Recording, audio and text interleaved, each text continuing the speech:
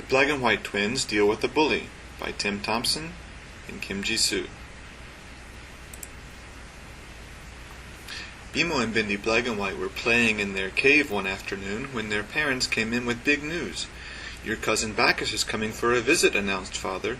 "He is a teenager now and can teach you two lots of things," added Mother.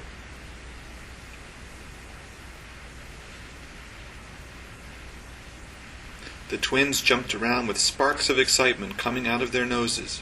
They hadn't seen their cousin for a long time, but remembered the fun times they had when they had all played together as baby Blagonwights.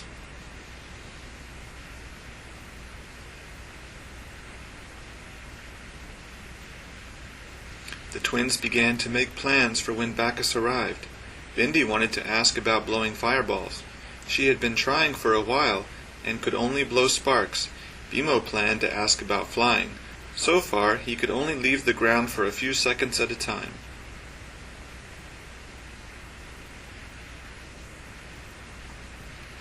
Bimo and Bindi also decided that they both wanted to ask him about going on hunts. They could hardly wait to play and talk with their older cousin.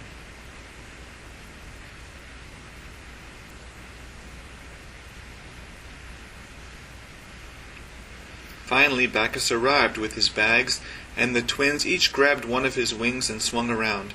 Bacchus didn't seem to mind. He said, "Hello, little cousins. Do you remember Cousin Baccy?" Bacchus didn't have his stomach spots any longer, and his wings were bigger, but he had little white spots all over his face. "Yes, yes," the twins cried. "Can we go outside and play?" the twins asked. Their parents nodded, and the twins dragged their cousin out of the cave.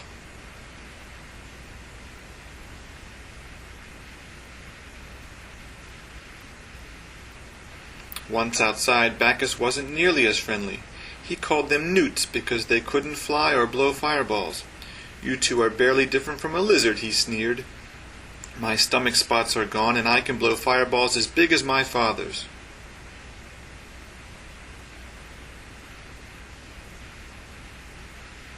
"Speaking of blowing fireballs, will you teach us?" Bindi asked.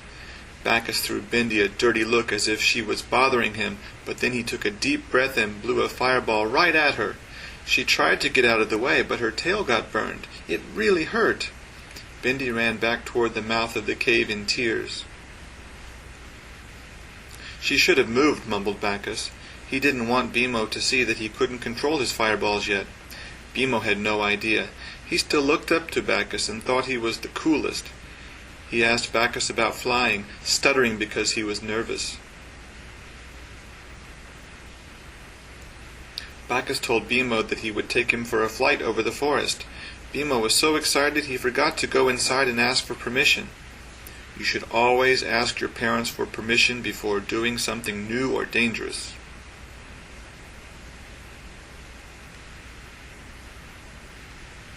While they were soaring over the trees, Bimo started to say bad things about his sister. He bragged about how much better he could fly than Bindi. Bacchus frowned at him while he was excitedly chattering away.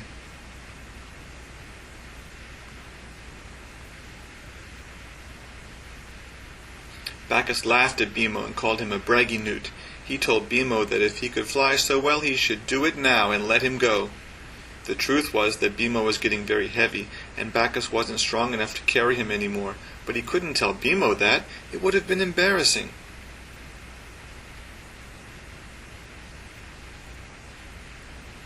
Bimo fell and landed on a tall pine tree.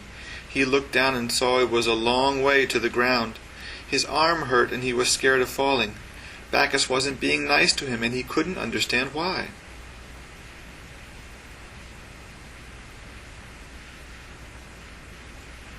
When Bimo finally climbed down, Bacchus was waiting for him and warned him not to tell his parents or he would really get it. "I had to teach you a lesson," he said. "My brothers wouldn't let me brag when I was your age."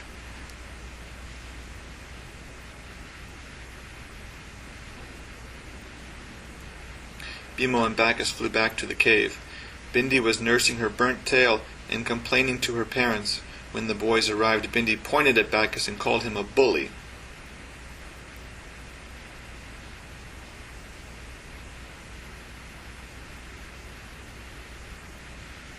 Bacchus smiled and explained to Mother and Father Blagonwight that Bendy had gotten too close to his fireball demonstration. He called her a cute but overeager young Blagonwight. Bimo didn't say anything. He was confused because he wanted Bacchus to be his friend and teach him about flying and hunting.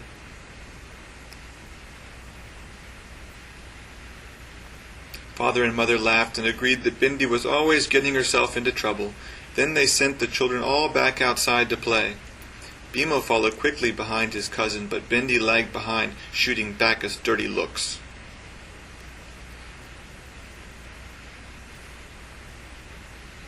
Bacchus casually mentioned going on his first hunt, and both twins were eager to hear what happened. Even Bendy came along and sat down at Bacchus's feet as he started describing his first hunt as a teenage Blagonwight.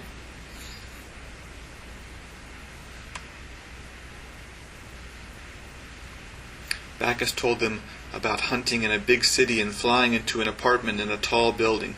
It was all gray and as tall as a mountain. There were lights everywhere, but they didn't come from fires. Can you guess what kind of lights they were?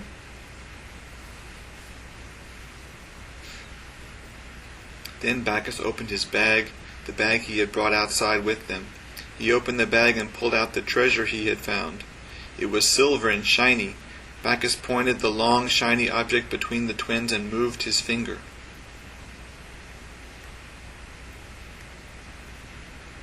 Pow! The gun went off and everyone's heart skipped a beat. Even Bacchus looked scared. The twins started to cry and Father and Mother came running.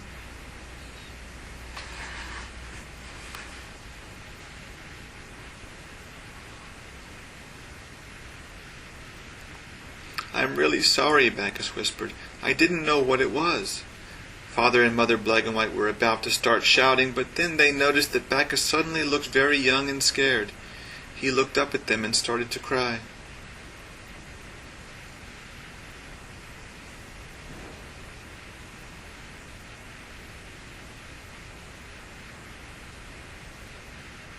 Bacchus confessed that his older brothers pick on him when he is at his family's cave.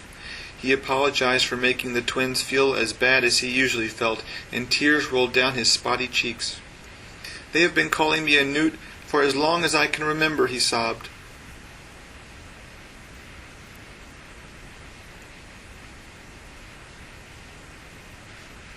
Father and Mother explained that growing up doesn't mean you know everything yet. Being older means having a responsibility to teach those younger than you and lead by a positive example. Bacchus apologized again and got to join in a big black and white hug.